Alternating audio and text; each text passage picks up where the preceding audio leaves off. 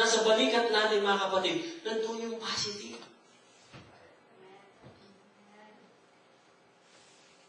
Amen. Praise God. Kaya, we thank God, mga kapatid, praise God. Why? Kasi, ipinako, mga kapatid, ng ating Panginoon doon sa positive, hindi negative. Then, alam niya Diyos, mga kapatid, praise God, alam ni Jesus Christ, after 3 days, siya ay mabubuhay. Amen? Then, sa ating situation, mga kapatid, praise God, alam ni Jesus Christ, mga kapatid, praise God, ang sabi ng ating Panginoon sa Kanya, last word, mga kapatid, it is finished.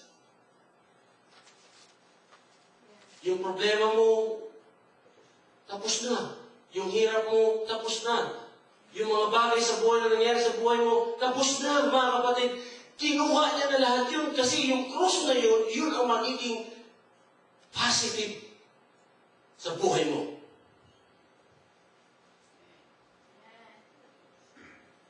Lima yan, mga kapatid. Amen. Praise God. No? Habang tinitingnan natin, mga kapatid, ang krus na ito, mga kapatid, praise God, yan ang magsasabi sa iyo, kung di dahil sa krus na ito, hindi ako maliligtas, hindi ako magkakaroon ng buhay na walang hanggan, hindi ako magkakaroon ng pagpapago sa buhay ko, lahat ng bagay magulo sa buhay ko. Pero dahil sa krus na yon, nagkaroon ng positive lahat sa buhay mo. Amen? No? Napakaganda, mga kapatid, praise God. Kung ating pag-aaralan lahat ito, mga kapatid, kinakailangan maintindihan natin ang kahalaga ng pananampalataya. No? Hindi namatay ang ating Panginoon Jesus, mga kapatid, na walang kabuluhan. Namatay ang ating Panginoon kasi gusto niya maligtas tayo, mga kapatid. Amen? Now, ang nais ng Panginoong Jesus dito ay ang positive mo, o yung positive thinking, mga kapatid, praise God, na kahit napakahirap isipin na ito ay magiging positive, yung negative, mga kapatid, praise God, no? Walang imposible sa ating Panginoon. Lahat posible yan, mga kapatid. No? Bagamat ang isip natin, papadyudan, merong linya rito. Kasi pag may linya, isip natin dito, it means negative. Amen. Praise God. Kasi dyan ang battle sa mind. No? Pag puro negative tayo, mga kapatid, talagang wala talagang mangyari sa buhay natin eh. O wala pa. O, praise God. Ibig sabihin, yung cross nandiyan. No? Minsan, giliganyanin natin yan. O, wala pa yung negative. Praise God. Huwag mo na hintayin yung negative. Amen. Praise God. You're always positive, mga kapatid. Praise the Lord. Everybody say amen. Praise God. Now, it involves trusting. Amen. True faith always takes positive posture. Now, it involves trusting and relying on God. No? Kung may pananampalataya ka, ibig sabihin meron kang pagtitiwala sa Diyos. Amen. May tiwala ka na ikaw ay pagigilingin ng Panginoon. Pag sa time may karamdaman ka, may tiwala na pagagalingin ka sa karamdaman mo, sa kawalan, mga kapatid. May tiwala ka, mga kapatid, praise God, na pagagalingin ng bulsa mo. Amen. Praise God. Na magkakaroon yan ng blessing, mga kapatid. Walang imposible sa Panginoon. Hallelujah. No? Maniwala kayo sa salita ng Diyos. Amen? Salita ng Diyos ang pinag-uusapan natin dito, mga kapatid. Hindi tayo nag-iisip o nag-create, mga kapatid, praise God, ng mga sinasabi dito ayon sa salita ng ating Panginoon. Praise God. Everybody say amen. In understanding faith, it's simplicity become complex.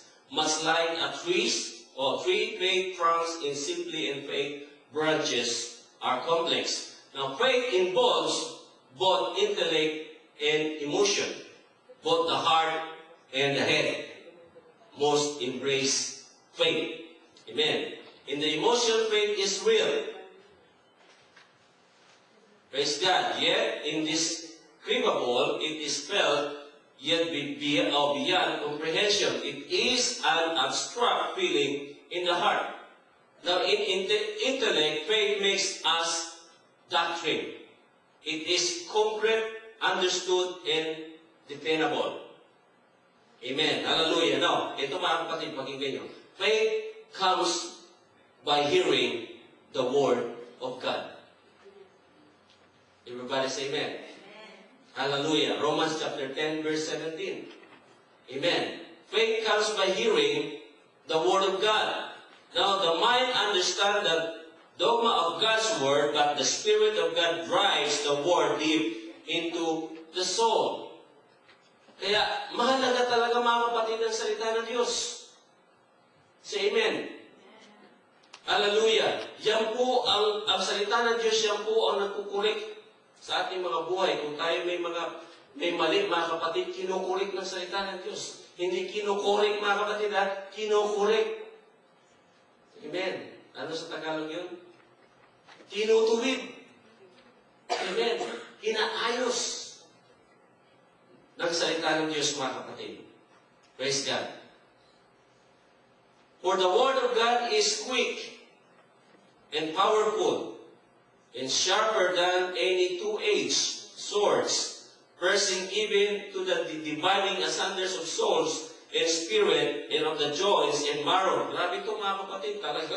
Talagang lahat simula sa laman hanggang sa loob, kasukasuan, mga kapatid, praise God, talagang dire-diretso yan, mga kapatid. Kaya minsan, ang salita ng Diyos masakit, marami rito, mga kapatid, na offend. Yeah, totoo yan. Di ba, anong araw, nung narinig natin ang salita ng Diyos, hindi ba kina-offend? Ang grabe naman, sakit naman nun. Grabe naman si pastor, grabe yung mga aral, ang sakit nun, ha? Minsan sinisisi pa si pastor. Grabe talagang pastor na yan. Reklaman, pakialamero. Pero mo buhay na buhay, pinapakilaman. No, mga kapatid. Ang salita ng Diyos, buhay mo, pakialaman niya. Para lang matuwid ka. Amen. Yan ang salita ng Diyos, mga kapatid. Praise God. And is as discerner of the thoughts and intents of the heart. Hebrews chapter 4, verse 12. No, that's Hebrews chapter 4, verse 12, mga kapatid. Therefore, both the heart and the head must perceive God's word and discern it through faith. Kinakailangan mamuo yan, mga kapatid, hindi lang sa puso mo, sa salita ng Diyos, kundi ilagay sa puso. Ay, sa puso. Grabe yung puso to, Jesus.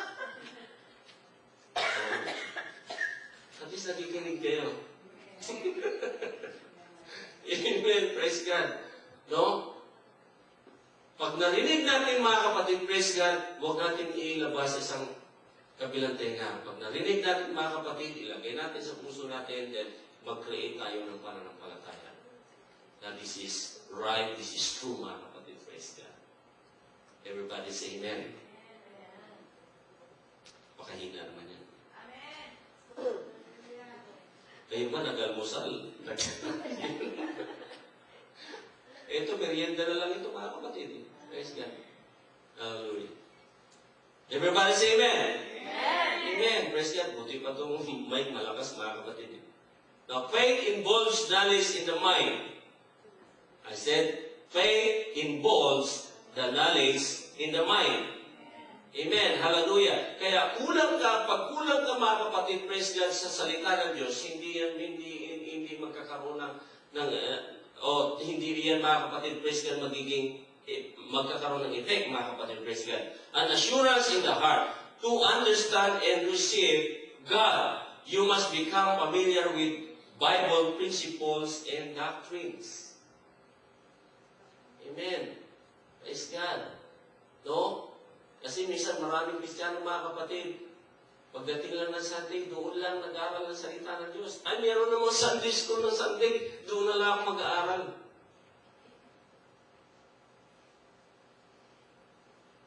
Sige, wala akong narinig, mga kapatid.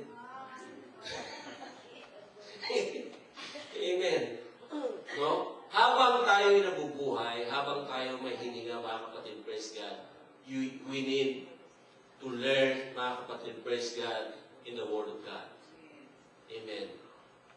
Let's say na sabihin mo na 30 years ka na sa Panginoon, alam ko ng Bible, praise God, doon pa lang sa sinabi mo, mga kapatid, wala doon pananampalataya eh. Amen. Ang dating dito, mga kapatid, praise God, habang